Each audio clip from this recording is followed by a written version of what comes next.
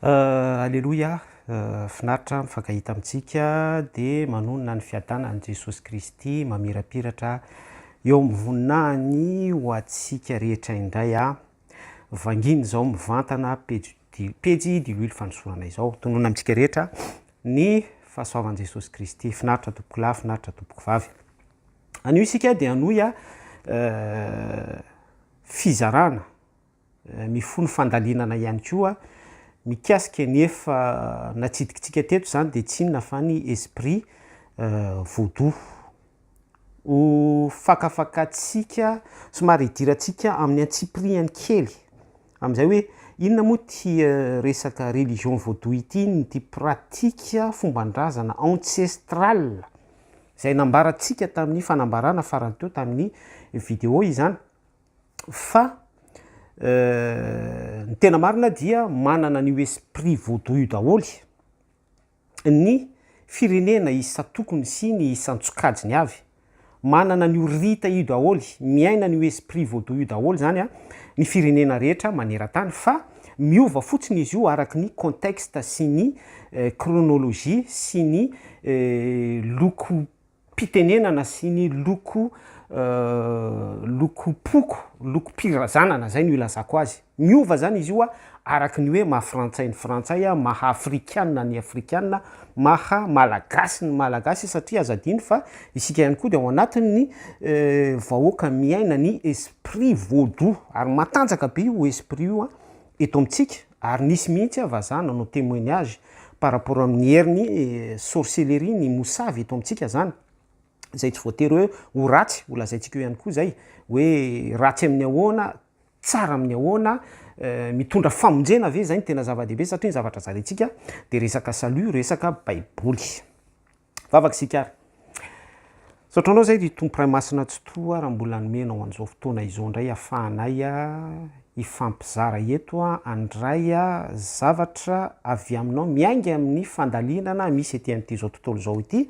ary indrindra mizara sy mandray ny fahendrenao miainga amin'ny soratra masina sy miainga amin'ny révélation anao miainga amin'ny famanginao ilay fanahinao mibitsika ny anatinay ihany satria anao dia présent foana eo amin'ny fiainanay. Tononoko ny herinao, ny herin'ny filazantsara, ny fitsanganana maty, ny anaran'i Jesosy Kristy, ilay rafanekena ny tena natolony teo amin'ny hazo fijaliana, tomboka sehan'ny fizarana rehetra ho fandresenay tsiraray avy. Voalohany indrindra fandresen'ny ny teny lay tonga nofa mitondra hery dia izay no mitsoka sy mitondra ny sofla ny raitsy toa ilay very tao amin'ny sahany tena ilay nampitondrainao tamin'ny analan'i Jesosy Kristy izay sofla izay no mamangy anay ary izay sofla izay indray no mireanime anay mamelona anay ny anaran'i Jesosy Kristy no iproklameko sy tomboka sehan'izany vavaka izany. Ianao no mitasy miaro ny teny manisy ny faribolana amin'ny alalan'ny rahanao mpandresy, rahanao hery, rahanao fiainana, rahanao aina, rahanao fanekena vaovao hidiranay any amin'ny fiainana mandrakizay sy ny fahafenoniny zany mba tsy hanana ny satana hirika atao anatin'ny fotoana ifampisaranay. Ny voninahitra dia hoanao raitsy to ary araky ny fanambara teo dia ny anaran'i Jesosy Kristy sy ny fahefany tomboka sehan'ny vavaka. Amen. Esprit vaudou, eny tompoko ity resaka vaudou ity zany raha pitsika indray ny fanazavana atao anatin'ity fizarana ity dia ny fiantsondro zareo satria zareo afrikanina ny tena malaza mipratikan'izy ity dia ry zareo amin'iny Amerika iny koa aty amin'ny faritry Karaiba zany satria izy ireo no andevo exporté tamin'izany vanim-potoana izany tantara izany resantsika izany ary izy ireo rehefa nosamborona ho andevo ka namidy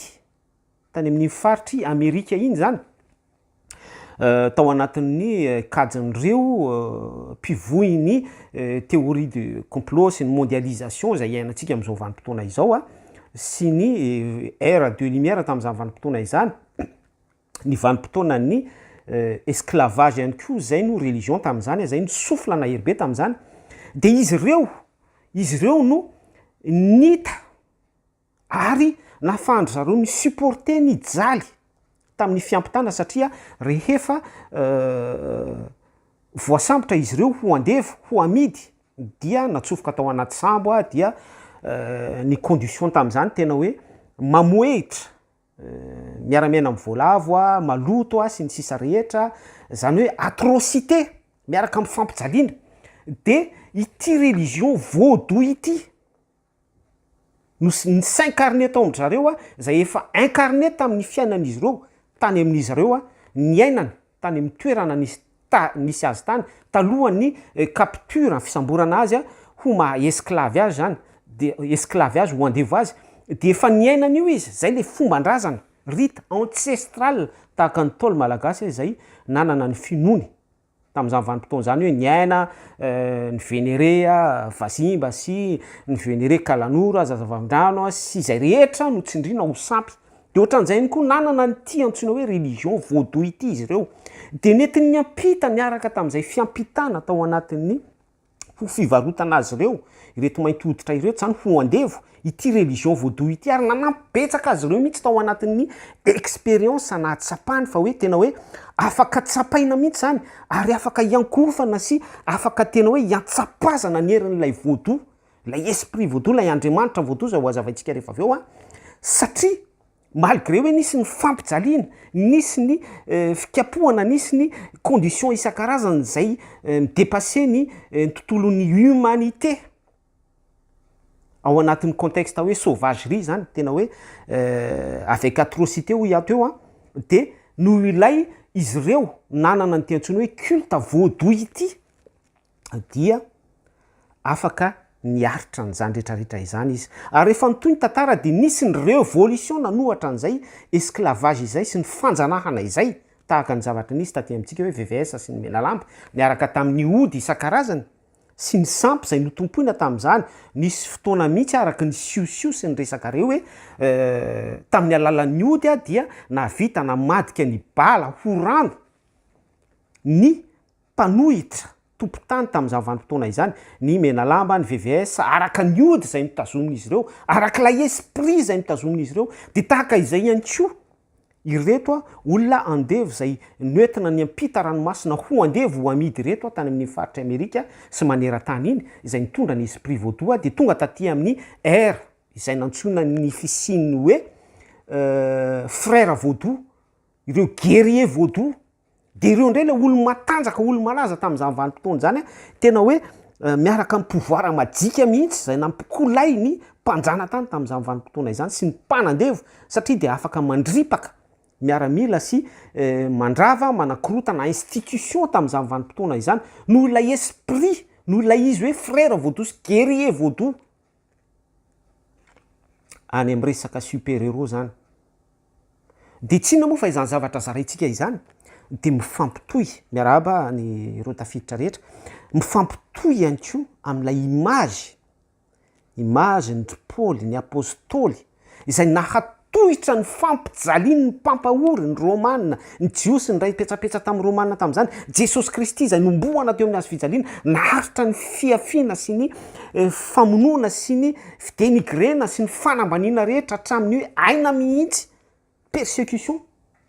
manome an'izay image zay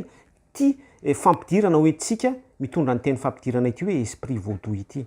zany hoe ny tinambara am'izany rehetrarehetra zany de hoe misy an'lay kisary mirazotra foana entre ny hoe le bien et le mal zany hoe io ny filazantsara io Jesosy Kristy io Andriamanitra tsoto de tsy mijanona fotsiny am'izay hoe souveraineté an'izay ny fahamarinana ety am'ty zao tontolo zao ity fa misy incarnation any biby dia ihany koa misy any satana maniraka olona manana guerrier vaudou izy manana ny reny olona zay antsoina hoe super héros be da be ireny izy maharitra ary asehony ao anatin'izay hoe miaina an'le esprit vaudou izy de maharitra ny zavatra mianjady aminy zay ny tena important zay de izay no ampahitany ny démonie atsika izay no ampahitany satana atsika de tonga lasa mamy lasa tonga considéré ireny zavatra ireny eo amin'ny fiainantsika ary zany no anton'ny mondialisation am'izao vanim-potoana iresantsika izao hoe ny anton'ny tontolon'ny dessin animé sy ny zavatra ohatran'izany de afanindrina olona anankiray hoe super pouvoir super héros olona anankiray miavaka ary nanadinitsika ny football lafarany teo dia araky le pub nataoko tamin'ny lahatsoratra izay nozaraiko ao amin'ny pejitsika ao dia misy ny tantara ny messia ny fitinyko foy le izy ary miatendra ny sommet faratapony mihitsy any lehilahy amin'ny anarana hoe messia sy ilay fony teny izay misy référé foana amin'ny baiboly. Tout est programmé, tout est calculé ary efa pièce montée daholo ny zavatra rehetra de izay iny mondial ny ainantsika farany teo iny dia tratrandry zareo ny tanjona ary iarahantsika mahita fa izany Messi zany na Ronaldo na ny hafa ihany koa de tena misy olona miankohoka mihitsy eo amin'ny tongony. Maradona de nisy olona ny vénéré azy mihitsy zay le resaka hoe super héros am'izao mondialisation vanim-potoana iainantsika izao izay efa grain sahady anairako ny efa poudre zany. Anao zany misentira ny zavatra lefa koa raha mandinika ianao par rapport am'izany zavatra zaraiko zany de hoy ianao hoe tena kay misy efipetsy lalina de lalina tokoa ny zavatra miseho rehetra ity am'ity zao tontolo zao ity. Inona moa ty resaka vaudou ity? Ity resaka vaudou ity sœur frère raha lasana rabavy de antsoindry zareo hoe Wahou lay Andriamanitra Zanahary. Raha miresaka an'izay da Zanahary zay tsika dia raha amin'ny kolotsaina malagasy hoe izy nahary, ilay nahary de io le tsy azo oarana, tsy hay tononona, tsy hay refesina, tsy hay be da be. Fa eo ambanin'io Wahou io, eo ambanin'io Zanahary io de misy Andriamanitra rehetra be da be na hery tsy hita maso de izay ity esprit vaudou ity. De teo isika nyresaka hoe frère vaudou super héros dia ao anatin'izay le hoe Andriamanitra tsy hita maso kely be da be izay dia raha mijery zao nareo ny dessin animé Kirikou de maheno foana le hoe Yoruba. Maheno koa tsika le hoe fo, ewa, ewe. Fa ny amin'ny tontolo ancestral sy ny tontolon'ny science occulte daholo no famoazana sy incarnation an'izany zavatra ampiainina ny zaza madinika izany. Ainsi de suite ny ao anatin'ny esprit vaudou ny Andriamanitra vaudou ny Erzulie io de incarnation ny beauté sy ny amour ary rehefa personnifiendry zareo izy io rehefa caricaturendry zareo zany atao mihitsy ilay sary sikotra efa miditra am'resaka idolâtrie sika eto de manome endrika ny manakaiky ny imaziny hitanareo lay any amin'ny finoana katolika mialatsina iteny an'ity Marie Virgine sy Jesosy Kristy lay lanjany eo amin'ny tanany akavanana iny sa akavila izy. Izay ity Erzulie ity incarnation ny beauté amour ao anatin'ny divinité ny esprit vaudou ainsi de suite ny AJV. Ity ndray de patron de pêcheur raha ohatra zany misy zavatra tianao hojonona na misy vola tianao ho azo na misy toe-poso toe-panahy na fitiavana tianao voaranto na zavatra ohatran'izany maro-pahaizana de miconsulte an'io gue io ianao ary be da be de izay lay famaritana tsotsotra ny oetsika teo hoe misy ny Andriamanitra Zanahary ho iry zareo Wahou de ao ambanin'io Wahou io de misy an'ilay Andriamanitra na hery tsy hita maso be da be de manomboka eo am'izay ny resaka ohatra hoe kalanoro ny resaka ohatra hoe ny resaka ohatra hoe Rangita sy Rafoy ny resaka ihany koa ohatra hoe ry Ambatondratama ny resaka ry Andrea amin'ny Sahara ry Rasoerina Ranavalina izay mpanjaka rehetra izany afaka venerena na tsy mpanjaka ihany koa fa izay afaka saintsain'ny malagasy sy eritreretin'ny malagasy. Exemple concret ny hoetsika iantsapazana miatsampy de izay no mamaritra ny antsoina hoe esprit vaudou. Ary izay ny antony nanindriko tany amin'ilay horonan-tsary farany nozaraiko tamintsika teto hoe ny esprit de vaudou de misy daholo izy io fa métamorphosé fotsiny miova loko isaparitra sy isapoko any amin'iny faritry Inde iny izy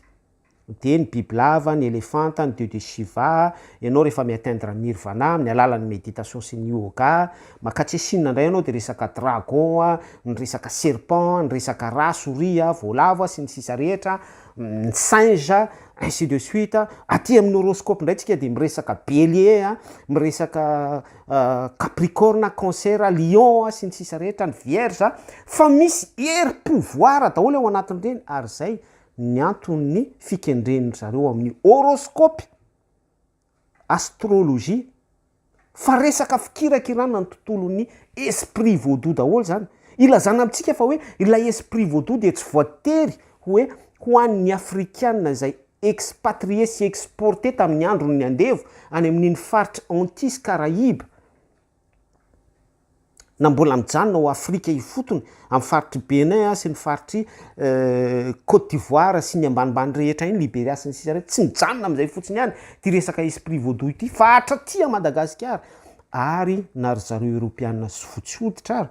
dia miaina sy manao pratika an'ity resaka esprit vaudou ity fa somary déguisé izy io amin'ny forme mondialisation de izay ilay endrika framasona sy illuminati fa izay indray dia aty amin'ny tontolon'ny mondialisation ère de lumière miditra miresaka temple ary azadino fa temple maçonnique zay miatteindre ny premier deuxième jusqu'à 30e degré manakaiky ny taona nahateran'i Jesosy nahafatesan'i Jesosy Kristy telopolo taona mahery kely nahavitan'ny ministerany 33e degré zany ny faratapony indrindra amin'ny resaka grady maçonnique atreo zany de mazava fa ny esprit vaudou de tsy voahidy ao amin'ny zareo afrikana tsy voahidy ao amin'ny zareo Caraïbes zay mainty any Haïti andevo ny ondrana sy ny faritry ny Antilles rehetrarehetra iny sy Amerika sy ireo zay voatazona sy voatahiry ao anatin'izay fa na i Madagasikara na ny japonais na efa manerana n'izao tontolo zao ity esprit vaudou ity izay ny antony ilazantsika fa ao anatin'ny tontolon'ny science occulte ity esprit vaudou ity mialohan'ny hidirantsika miresaka pratika sy expérience initiation sy consécration ao anatin'ity resaka vaudou ity dia mamela anareo amaky tononkira anankiray ho an'olona anankiray nanolotra ny fanahana amin'ny tamin'ny alalan'ny esprit vaudou ho an'ny satana irany Johnny Hallyday nalaza be mihitsy izy ty ary be da be ny fanina sy ny adepte Johnny zay mitomany rehefa mihira azy ty ary tena tanteraka mihitsy lay fikendren'ny satana ao anatin'ilay nampiasany any Johnny Hallyday sy ilay esprit vaudou nentin'ilay tononkira sy lay fanahy miincarné misambotra fanahin'olona ary mahatonga an'ilay olona ho adikta amin'ilay hira sy manolotra ny saintom-pony sy ny saintom-piainany ny fiankohofany amin'ny alalan'ilay mpihira zay fanodimandry ary rahantsika malala moa fa amin'izao vanim-potoana zao de misy mihitsy ny tonga mivavaka any amin'ny fasan'ny Johnny Hallyday manatitra voninkazo sy ny sisa rehetra adoration loué mihitsy mandray azo toy ny Andriamanitra kely esprit vaudou daholo zany ny titran'ilay hira dia mazava be mihitsy hoe vaudor vaudou vaudor vaudou ilay vaudou mantsy raha vakitsika anankiroa de misy hoe vo ary Johnny Hallyday de manindry tsara mihitsy hoe vaudor any amin'ny phonétique ilay izy de mifanakaiky hoe vaudor vaudou ary nataony tononkira le izy lay vaudor ndray de haitsika rehetra lay omba lakely volamena nasolon'ny vahoaka hebreo ny toeran'Andriamanitra nasoron'izy ireo ny toeran'Andriamanitra tsy to rehefa nivoaka ny exode nivoaka ny fanandevozana egyptiana izy ireo de izao la hira tsy ho raiko hatramin'ny farany fa ratsy be le tononkira hoy izy Johnny no miteny eto oui je suis le fils de Lucifer ao izy zany hoe zanaky ny démonie ao izy Johnny Hallyday no miteny an'izay Seigneur et maître de la terre ny Baiboly de manamafy an'izany Efesiana toko fahenina ary nisy fotoana Jesosy Kristy rehefa nalainy démonie fanahy de hozy hoe miankoho fetaona trehako fa efa nomena ny fanapahana sy izao rehetrarehetra hitany masona zao izao tontolo izao zany hoe fa misy signé accord tany an-danitra tany a satria ny démonie de nazera ary zay fanjerana anazy zay ho saziny dia miaina amin'ny fotoana voafetra izy efa sazy zay a nazera ety amin'ny tany izy a ny andota ao amin'ny sahany tena izay amen tiako voarainao hoe zay zavatra fanazavana kely tsotra no zaraiko anao zay je sème la mauvaise parole tsika dia mitory ny soratra masina mitory ny fahatsaran Jesosy Kristy mitory fiainana mandrakizay mitory ny herin'ny filazantsara fitsanganana maty salut vie éternelle fa eto ny lehilahy araka ny culte vaudou sy ny tononkira vaudor vaudou soratany sy la esprit manosika azy ho am'izay de miteny mihitsy izy hoe je sème la mauvaise parole à travers ny hira izay irainy quand vous pleurez moi je rigole la ozy zany mihitsy ny zava-misy riavana ireo agent ny satana rehetra ireo agent ny démonie ireo araka ny hira sy ny contrat sy ny na tsy hira fa mety hoe hitanao reo ny faux prophète any ampiangonana ireny zay manao ny mission ny mamita hiraka araka ny contrat no sy ny aviny izay le zavatra zarentsika eto foana be ny olona ny tsy mandray an'izany fa itsika de mitohy foana am'zara de misy fifaliana ho azy ireo mihitsy rehefa vitany zay nandrahana azy ary atao amin'ny baiboly ihany koa de misy an'izay soratra masina izay foana lay interpelleko ny fisainantsika sy ny fieritreretantsika hoe isaky manao zavatra Andriamanitra dia midefie an'izay asa ataon'Andriamanitra zay foana démonie ary zay ny antony nanjerana anazy tao an-danitra tao Andriamanitra ny deraina de te ho deraina ihany koa démonie Andriamanitra ny akofana de te hiankofana ihany koa démonie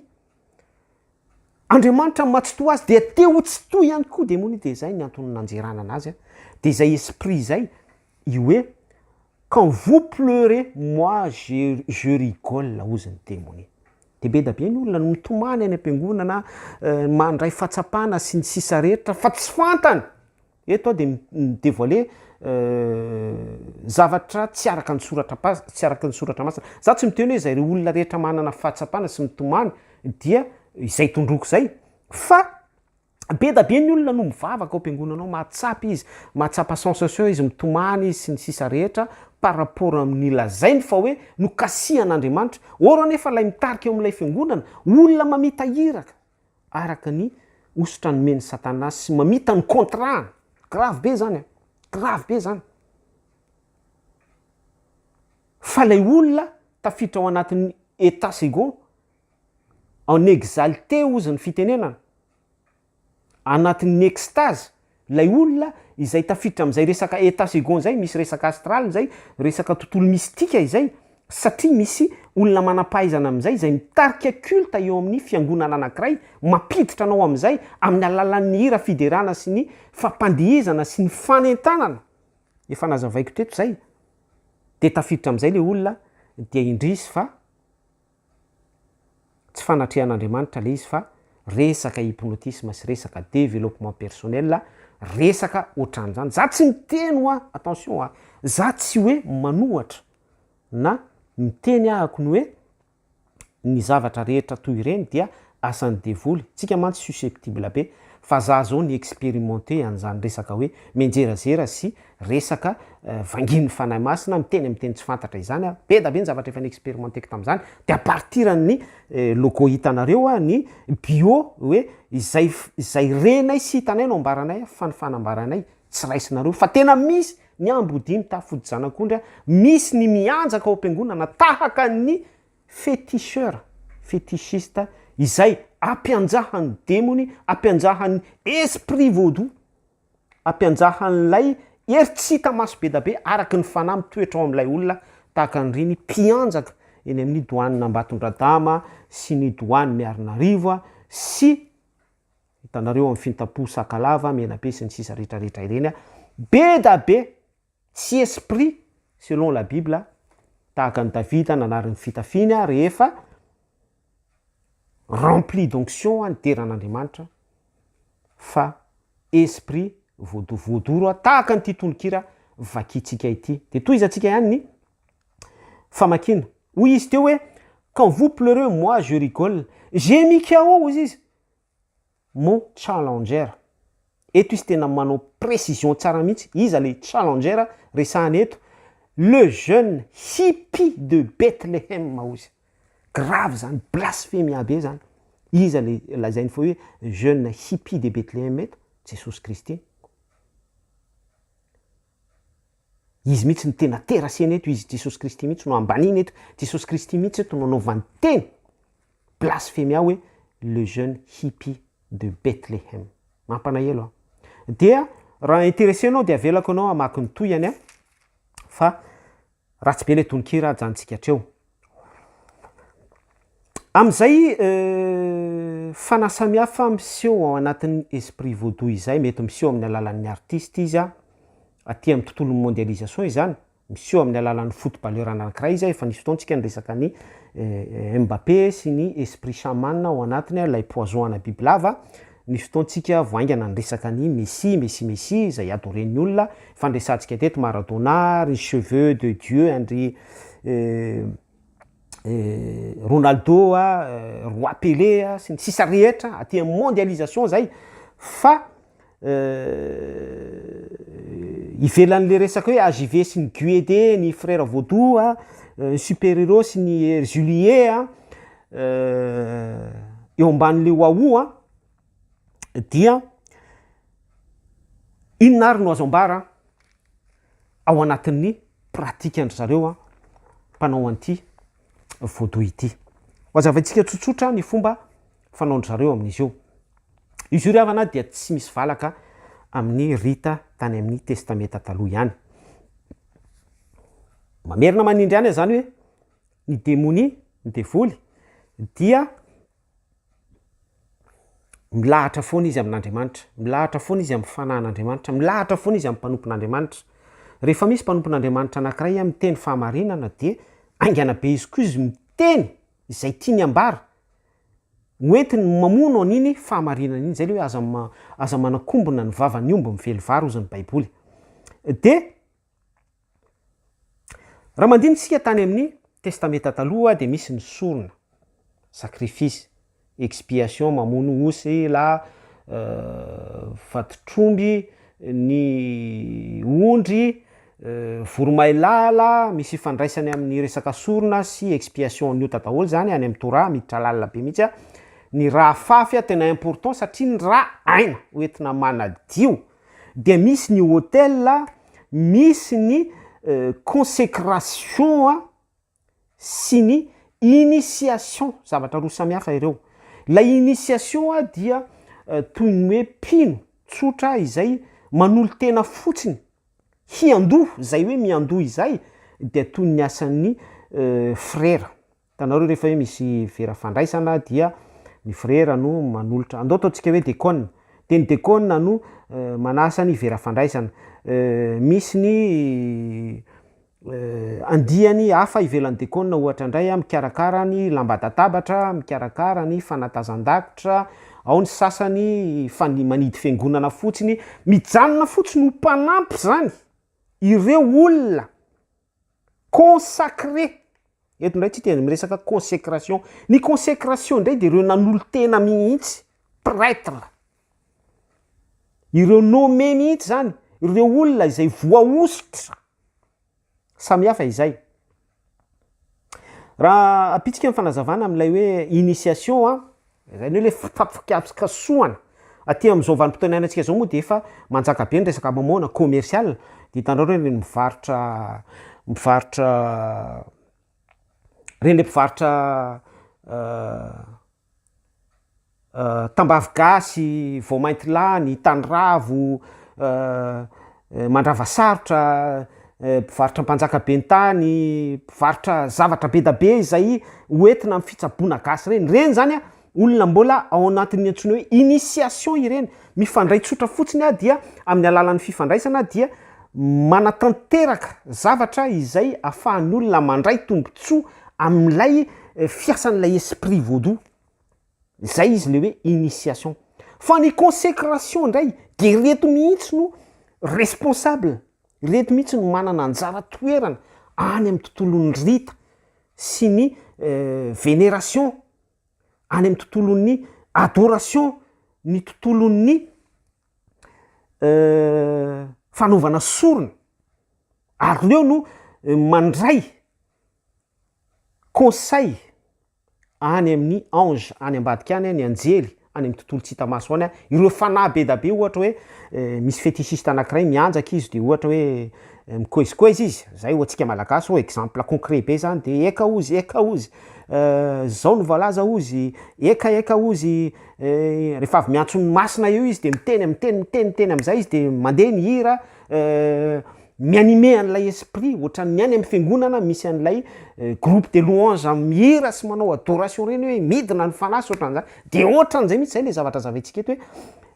manao zavatra ny soratra masina de manao zavatra foana ihany koa ny démonie izay le esprit voadoy eto de manomboka eo am'izay hoe maka omby mazava aloha maka akolamena mangala osy mangala zavatra ohatran'izao de didio amin'ny faritry ny tendany ohatra dia troindrany ary lelafina tsy misy azo araraka miaraka am'izay de misy toka zay voatokana ihany koa consacrena ary ny toka iny de tsy maintsy amasinina de aterina amina rano sacré afangarona ohatran'izany de misy ihany koa ny fampandrona purification pratika daholo zany de misy ny biby voatokana isan-karazany reto ny vonoina amin'ny andro tahaka izao, ora tahaka izao, vanim-potoana tahaka izao, maizom-bolana, tsinam-bolana, feno-volana sy ny sisa rehetra, rita ho azy zany pratika zany, ireto pretra ireto miditra ao anatin'izay antsoina hoe consécration izay, ainsi de suite misafidy am'izay ny biby, arak'le efa nolazaintsika eto hoe biby lava ve sa ohatra hoe chauve-souris, misy asany daholo zany témoignage ray nizaraiko ny hoe raha iny chauve-souris iny alainao dia alainao ny rany de ahosotrao amin'ny masonao akipinao trao masonao de ahosotrao amin'ny odi-masonao amin'ny andro maizom-bolana ho an'ireo prêtre tafiditra ao anatin'ny consécration namana akaiky nanao pratika ny culte vaudou no mizaran'izany amintsika dia mahita tahaka ny fahitana amin'ny andro andavanandro zao le olona manana ny antsoina hoe 3 heures ary mpamosavy zany mifanena am'izany tonga de mitsoka satria ery ambony ery entre andro zareo ao anatin'ny esprit fétichiste vaudou izany zavatra zaraitsika izany ainsi de suite tena hoe misy zavatra mamangy mihitsy misy an'ny esprit misy an'ireo karazana fanahy be da be reo hoe agive guiwe erzuli sy ny endrika hafa entité hafa amin'ny tontolo astral sy ny tontolo tsy hita maso na anjely na zavatra ohatran'izany izay afaka sy possible s'incarner am'ireo prêtre consacré consécration reo izany zavatra resantsika izany azafady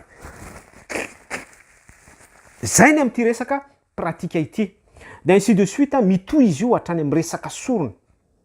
arak'izay takin'ilay fanahy tsy mijanona fotsiny hoe biby tsy mijanona fotsiny hoe anatero vatomamy anatero tantely osory an'izao na menaka sy ny sisa rehetra fa capable mihitsy mitoy amin'ny resaka ain'olombelona zazakely sa vehivavy virgine sa olona tokabady sa olona tokamaso sa izany no anton'ireny alatra voamaso sy ny zavatra be da be mandeha eto amin'ny firenentsika reny esprit vaudor mahazo toerana be am'izao vanim-potoana iainantsika zao atao anatin'ny tontolon'ny mondialisation izay tsy iza no mivoy azy fa tafiditra ao anatin'ilay triangle pyramidal de tsinona izany fa ry zareo fikambanana miafina izay le hoe mondialisation fa esprit vaudou ihany izy eo amban'le wao zay no azavaitsika teo fa aty amin'ny tontolon'ny lumière fahazavana fa tsy ilay ancestral intsony tsy ilay fomban-drazana intsony izay vonoiny fa soloana nyty resaka temple sy ty resaka masonika ity ary zany ny antony colisée hitanao eo androva io vonoina ilay ancestral fa soloana n'ilay esprit vaudou ry zareo efa avancé am'ilay lumière sy ilay fahazavana zareo efa am'ilay 33e degré faratapiny ry zareo efa mpikirakira ao no mametraka sy mampisongadina mampisonga ascension an'izay fatsapany sy expérience an'izay am'ilay hoe mahery vaika me mahery vaika hatrany ilay esprit vaudou isin'ilay le lanota ahazo toerana sy ahazo fahefana izay efa tsy hoela intsony efa mandoa am'izao vanim-potoana iresantsika zao ny ordre mondial tribulation. Alléluia. Sotran Jesosy tsika amin'izay zavatra efa voazarantsika rehetrarehetra izay. Dia ao anatin'izay pratika zay dia misy amin'izay ny fanomezana voninahitra sy asina ny rivotra, ny masoandro, ny soleil, dieu du soleil, ny lune, ny tany, ainsi de suite, ny zavatra be da be zay ahafahana miantsampy zavatra tsisy dikany reny le hoe odi fity sy ny fanaingalavitra sy ny zavatra ohatran'izany reny fa izany zavatra resantsika izany les 4 éléments surtout hoe ny afo, ny masoandro, ny rivotra, ny tany, principauté zany zavatra resantsika izany. Esprit vaudou de principauté zany hoe legiona zany zavatra resantsika izany fa zavatra tsisy dikany reny hoe te hanambola, te hahazo vady, mamonjy papiteraka, pitaiza sy ny ohatran'izany de mena mandravasarotra, mena miositra tandrava na mivoaka amin'izao alina de ao anatin'izay le misy tsy mahazaka l'esprit vaudou de lasa mpamosavy izy, lasa mpamorika izy, lasa noho ilay esprit vaudou zay mitondra anazy. Eto de idevoaleka an'le hoe misy lafy tsara sy lafy ratsiny satria efa niteneniko tany am-piandohana le izy tsy tsara raha ohatra hoe tsy manome an'izay promesse zay. Izy io tena lafy tsarana izy io fa mpandrosoana ny fiarahamonina tany amin'ny fiarahamonina fahiny, fiarahamonina nentin-drazana izany. Ary raha nahita isika dia natahorana satria tena misy an'ilay esprit ny olona rehetra tamin'izany tena nyrahina ny vénéré an'ilay esprit vaudou sy lay Andriamanitra ny représentena be da be isan-karazany, isa tokony sy nosorana tamin'izany, ny antsapazana tamin'izany no personnalisena, no symbolisena tamina sary sikotra sy ny sisa rehetra. Dia tena natanjaka be ilay esprit tamin'izany de natahotra ny fiarahamonina de nirindra tsara ny fiarahamonina, zany hoe tsara izy io. Ary any amin'ny village ohatra any Afrika na any amin'ny faritra eto Madagasikara, any amin'ny village tena hoe très profond, tsy misy alatra, tsy misy vonolona, tsy misy zavatra ohatran'izany satria mitazona an'io fomban-drazana io ry zareo. Fa izay anefa, izay hoe tsara lafy ny fiarahamonina izay, attention, tsy misy resaka salut izay. Hoazavaiko ny hoe maninona tsy misy resaka salut. Ny resaka salut dia mazava be. Ny resaka salut dia lay ambarany amin'ny asan'ny apôstôly toko 7:17 hoe Andriamanitra minitsy mijery ny androny tsy fahalalana fa amin'izao fotoana izao, amin'izao ora izao kosa izy dia mandidy ny olona rehetra hibebaka. Zany hoe zavatra rehetra niseho hatramin'izay, ninona firindran'ny fiarahamonina, ninona fetezana sy filaminana tao amin'ny fiarahamonina tamin'ny alalan'ny esprit vaudou sy ny pratique ancestrale, ny rita amin'izay resaka vaudou izay, ny sampy sy ny fomban-drazana zanahary sy ny esprit kely be da be hoe Andrianampoinimerina, Rasoerina sy ry Andriamy Sahara sy ny be da be ry Koto Maditra, ninona zany fahendrena aterak'izay eo anivon'ny fiarahamonina dia mazava ny soratra masina hoe tsy misy makany amin'ray afa-tsy amin'ny alalan'i Jesosy Kristy. Fa toy izao no nanomezan'Andriamanitra, no nitiavan'Andriamanitra izao tontolo izao, namezany antsika ny famonjena, nomeny ny zanan'ilay tokana mba tsy ho very zay rehetra mino azy mba hanana fiainana mandrakizay. Izay hoe mino azy zay manana ny fiainana mandrakizay zay dia ny pratika ny soratra masina foana araka ny zavatra efa nizaraintsika eto. Fa be da be nefa malgré no manafangaro ny esprit vaudou amin'ny fivavahana tahaka ny fiangonana misy amin'izao na fiangonana évangélika zany na fiangonana tsy évangélika, dia araka ny zavatra hitantsika dia misy ny sorcellerie, misy ny système marabout, misy ny resaka pratikana hypnotisme, misy ny resaka zay le hoe mondialisé développement personnel any am-piangonana, resaka souffle vaudou daholo reny tompoko. Zany hoe mampifangaro an Jesosy Kristy sy ny esprit vaudou, tsy mahita famonjena amin'izany tsika. Fa lay hoe asan'ny apôstôly mivakitsika teo mandidy ny olona rehetra hibebaka raha mandeha an'izao afatra izao zany ianao. De izay pratika izay ihany koa manafangaro ny esprit vaudou amin'ny filazantsara dia esprit bibity. Efa nambarantsika teto foana zay hoe ny faux prophète sy ny fanjakana dia miara-miasa ary mbola tsindritsika foana zay, zany no anton'ireny Joana mpaminany vavy brésiliana tonga tao amintsika reny satria ao Brésil de feno secte be da be ao azadino zay ivelan'ny idôlatrie, fantatsika hoe izy ilay fiangonana, mariologie sy ny sisa rehetra, ainsi de suite. Ary tsy ao ihany fa Madagasikara ihany koa dia mbola miaina betsaka an'izany. Ilazana amintsika fa hoe on n'est jamais à l'abri. Dia hoy aho teo hoe ity resaka esprit vaudou ity a mampirindra ny fiarahamonina tsy misy salut famonjena Jesosy Kristy satria mazava ny soratra masina hoe zay manana ny zanaka no manana ny fiainana mandrakizay fa zay tsy manana ny zanaka fa esprit vaudou fotsiny na esprit vaudou mifangaro amin'ny filazaon-tsara na tsotro zao hoe anty na até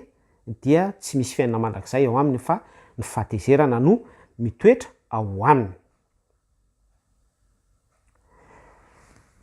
Raha ohatra zany isika ary te afantatra sy te dévoiler ny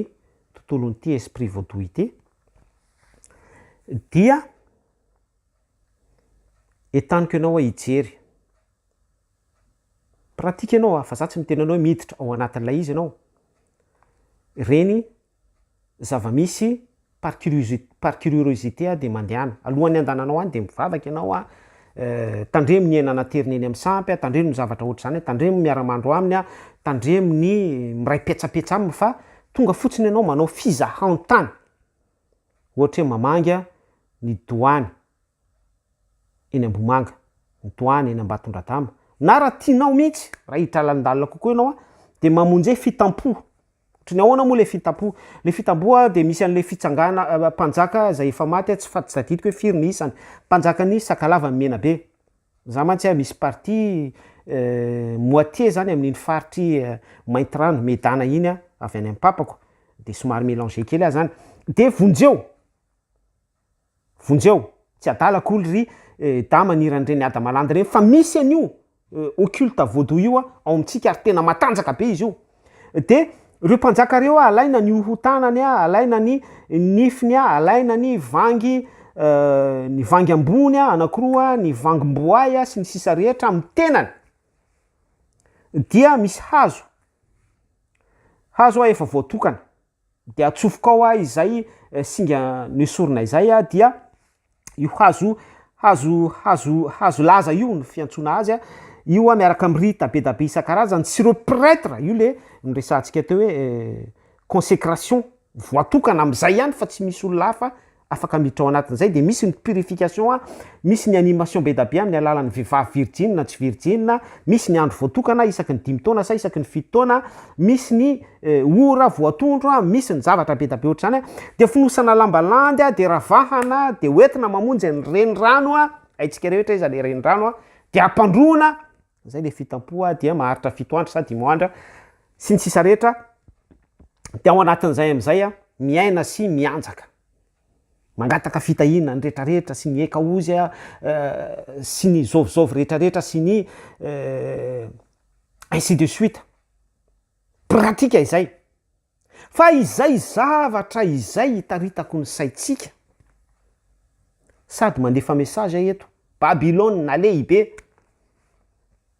de tsy misy valaka mihitsy amin'ilay antoko-pinoana anankiray izay mitahiry ny relique alaina ny tolam-balony masin-daza ao alaina ny tolam-balony olo-masina anankiray de misy fiangonana mihitsy na lapa de misy ao ny tolan'ny peterana ny akanjon'ny peterana ny tsy fantatro rehetrarehetra de alaina ny hotanany de alaina ny karandohany anina de entina mitety an'izao tontolo zao mitovy amin'ilay rita fitampo izany tsy mahadiso ny fanambarantsika hoe efa infiltré any anatin'ny fiangonana ny esprit vaudou zany hoe tsy mandeha lavitra zany sika mamantatra ny esprit vaudou fa possible efa ao amin'ny ankohonany olona anankiray izy io na ao amin'ny toeram-piangonany olona anankiray toeram-pivorian'ny olona anankiray hoe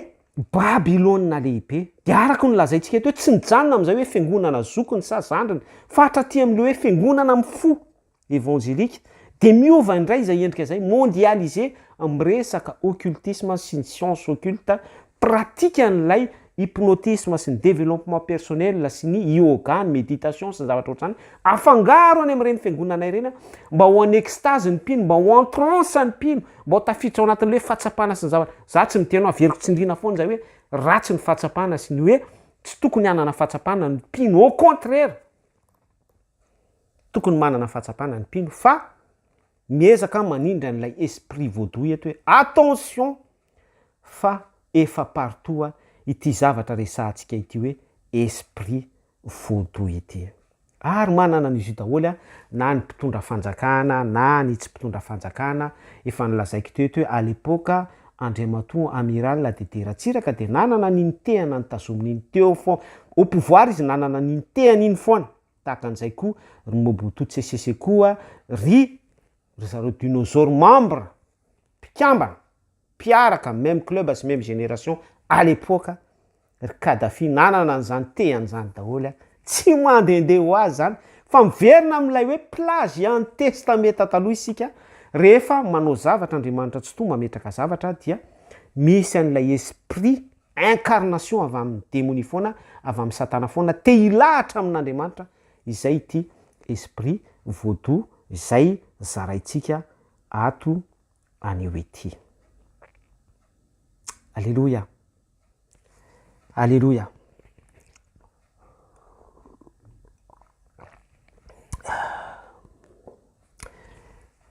Raha fitina zany dia tsy any Haïti rery na any Benin rery na aiza rery no misy an'ity resaka esprit vaudou ity, fa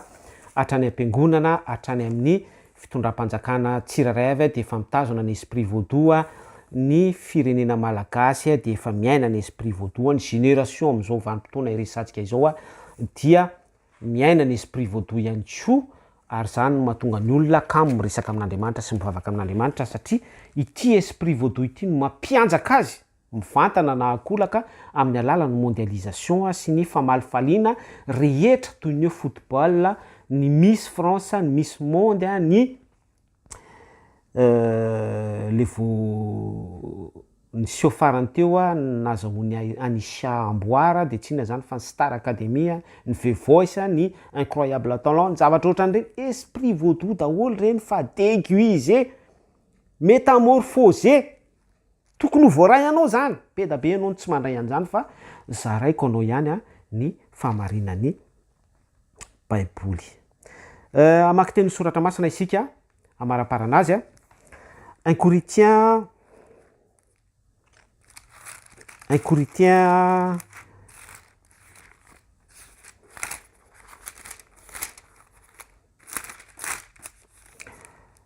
9:24 vakitsika amin'ny anaran'i Jesosy Kristy tsy fantatrareo va fa izay miazakazaka eo amin'ny tany fiazakazahana dia miazakazaka avokoa, nefa ny iray ihany no mahazo ny loka. Miazakazaha toy izany koa mba azahoanareo ny loka. Ny afatra izany dia hoe samy miazakazaka ao amin'ny esprit any avy izao tontolo izao, fa ianao dia taniko hiazakazaka ao amin'ny Jesosy Kristy, ao amin'ny famarinan'ny soratra masina. Maninona no miteny an'izany? Vakitsika ny Galatiana 5:5. Galatiana 5:5 andininy 7:10 sy 7:20 hatramin'ny 7:20 amin'ny anaran'i Jesosy Kristy. Fa miariary ny asa nofo dia izao: fijangajangana, falotona, fijejojejona, fanompontsampy. Io le resaka vaudou io. Ny fanompontsampy dia tsy voatery hoe makeny Ambatondradama na mamonjy fitampo na mamonjy doni na mamonjy sampy araky ny sampy avy manompo azy be na ohatran'izany. Misy zavatra efa tantara ara-tantara tamin'ny alalan'ireo olobe tany aloha tany izay nampita fahendrena, inspiration divine. Ilay niresantsika hoe Andriamanitra minitsy mijery ny andro ny tsy fahalalana, fa anio kosa izy mandidy antsika rehetra hibebaka. Satria noho ny tsy fahalalantsika dia nisan'le hoe à travers ny inspiration divine dia nirindra ny fiarahamonina, dia iny foana no mbola tazontsika. Or anefa Jesosy Kristy efa nanolotra ny ainy teo amin'ny hazo fijaliana. Grave be zay. Mila misaisira indray tsika amin'izay fotoana izay, miresaisira ny conscience atsika hoe tokony hiverina sy hibebaka amin'ny Jesosy Kristy marina ny malagasy, ary miala amin'ny esprit sy ny pratika vaudou, mélange miaraka amin'ny baiboly sy ny esprit vaudou ao amin'ny intermiram-pirenena. Ohatra hoe manao ny atao daholo ny solombavam-bahoaka dia rehefa araka le esprit vaudou, dia rehefa isam-paritra sy isam-poko avy zany, dia rehefa misy ny tsy mety atao dia maka zavatra atao amin'ny baiboly izay tsy nanota taminareo no kitora-bato azy voalohany. Toy izy antsika ilay vaky teny teo Galatiana 5:19-21 izy teo hoe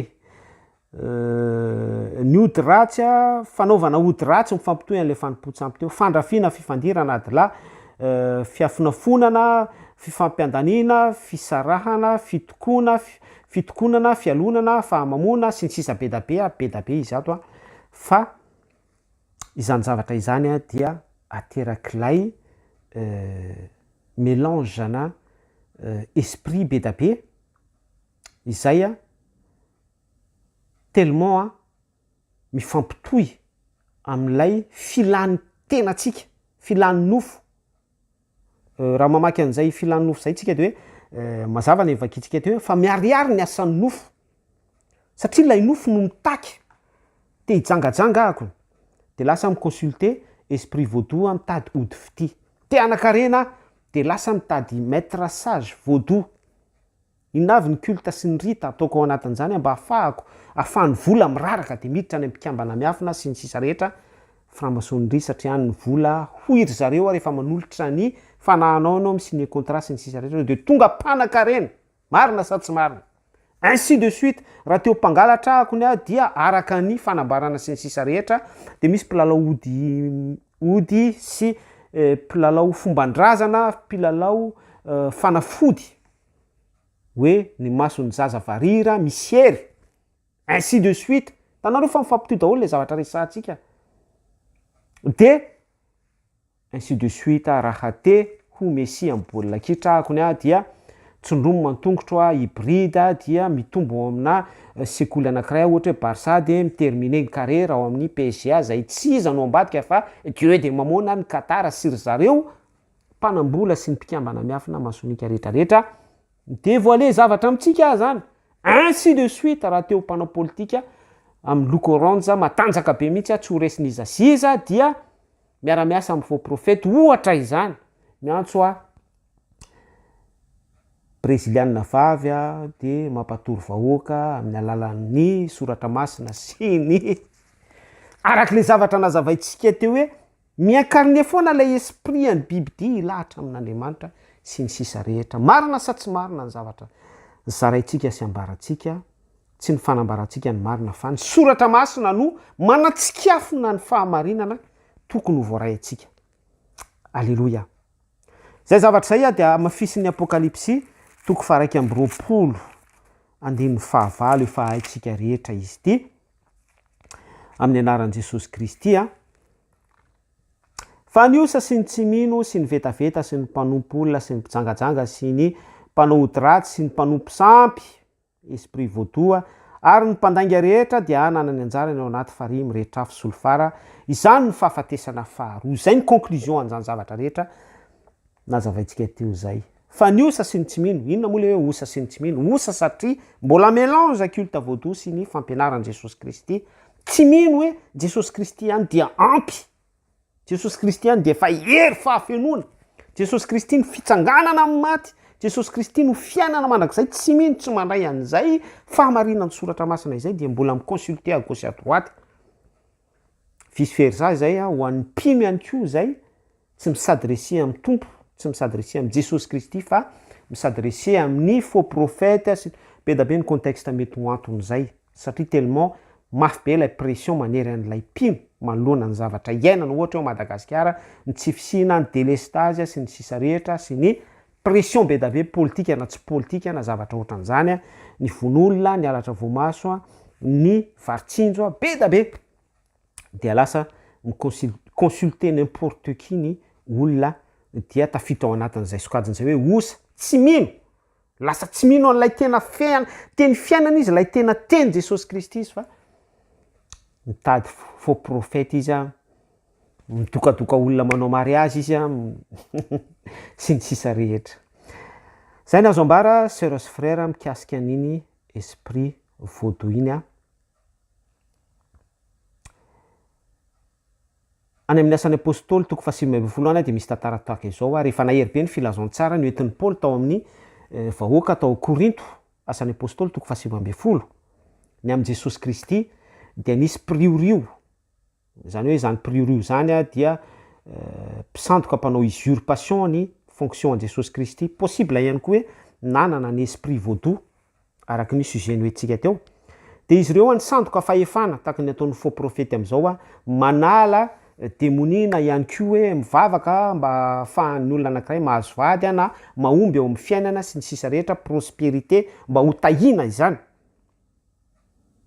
de ny zavatra nisy a ireto priorio reto tonga de ny demaskeny demoni hoe fantatro jesosy fantatro paoly fa ianareo kosa mba iza de nanapatra tamin'izy ireo ary nisy rola mihitsy a tena nanaparany demoni vaky nandositra vakio ny asan'ny apôstôly toko fahasivy folo mety ho zay ny tranga misy hoe misy priorio izay a iantsapazan'ny demoni fa ny zavatra mety isy a ary tena danger ampitandremako atsika dia marina foana amin'ny baiboly a demoni no amoahany demoni am'izay fotoana zay a cinéma tahaka ny ty hoe priorio misy demoni miantsambotra amina priorio mpisandoka fahefana fa misy manam-pahefana ngeza be mihitsy esprit ao zanahary ilay nahary ilay lehibe an'ilay sampy lay tsy azo oarana ozy ry zareo satria tsy manana an' jesosy kristy io esprit io mihitsy ndray no mandroaka esprit kely be da be a esprit an'ny tsy fananam-bola esprit an'ny menjerazera esprit an'ny ohatraohatran'izany be da be a esprit an'ny tia hita vady a ny esprit an'ny tia azo trano a sy ny zavatra ohatran'izany a ao amin'ny fiangonana anankiray manala n'le esprit kely be da be zany lohan'ny demoni iny amoahan'ny demoni tena zavatra efa misy zany a any anaty fiangonana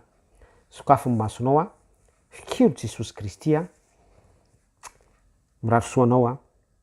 ny esprit voadoa dia efa feno ary efa tafiditra any anaty fiangonana ny voadoro araky ny hirany joniel itay a fikiro jesosy kristy a dia mazoto manao recherche approfondie ho anao samirery a personnel ny famonjena zany tsy midika hoe aza miditra fiangonana fa tena tsindriko zay hoe ny intimité anao am' jesosy a izay a tena tsindrina ao anatin'ny fandratonao a ny fahamarinany soratra masina rahasoatsika rehetra vavaksika soatranao zay tompo a raha mbola afaka ny zara sy nanambara izay mikasika ny esprit voadoa izay mampitandrana anay ianao ary mampianatra anay foana fantatrao fa izay mbola faible izay de mbola malemy izay de mbola tsy tanteraka ary zay faiblessinay izay a raha tsy hoentina io anatrehanao a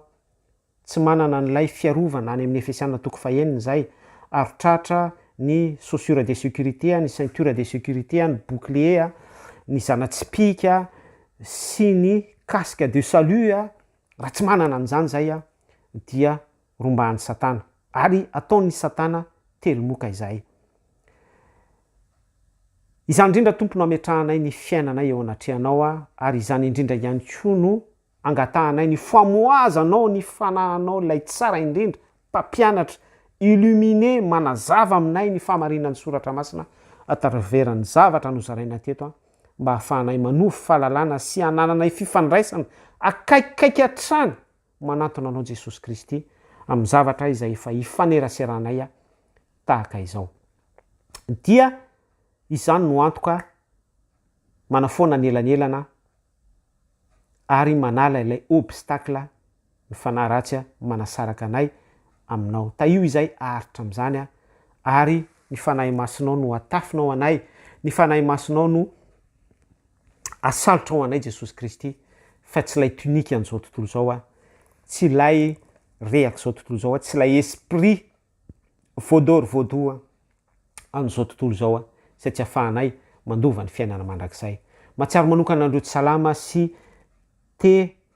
andray délivrance avy aminao a de anao no mamangy azy reny a amin'ny alalan'ny fiasanao any amin'ny tontolo tsy hita maso any a izay efa nitononay teo hoe fiarovana ao anay any amin'ny tontolo tsy hita maso any satria tsy manana hery izay a hoentinay miady any fa ianao no herinay sy ampinganay a any amin'izany tsy hita maso zany ny anjelinao no fiadinay de matoky anao za retsotoa ny amin'izany opportunité sy tombony zay ampahafantarinao sy omenao anay ho fiainanay izany ny aja sy ny dera dia anao irery any a Yahweh Elohim ny anaran'i jesosy kristy ny tompoka soan'izany favaka izany a veloma tompoko amin'ny manaraka indray mirahasoantsika